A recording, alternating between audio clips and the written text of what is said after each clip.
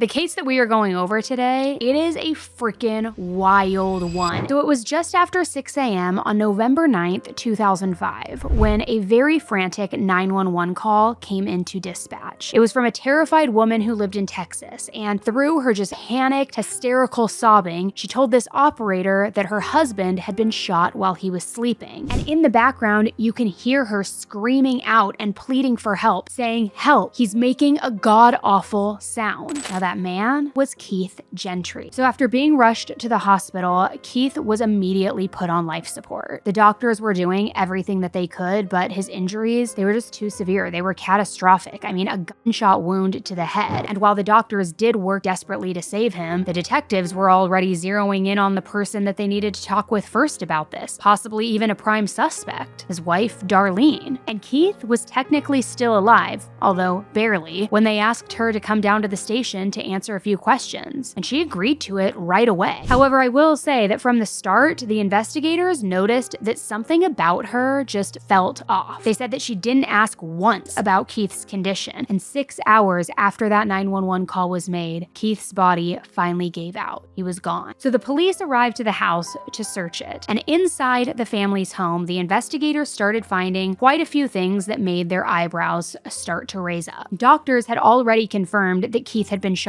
with a .22 caliber gun. Inside the kitchen trash can, the investigators found a pair of latex gloves, and inside one of those gloves, a single .22 caliber shell casing, and the exact caliber that killed Keith. So at that point, the investigators were convinced that Darlene was behind this. And on November 28, 2005, just a few weeks after Keith's murder, 31-year-old Darlene Gentry was arrested and charged with his death.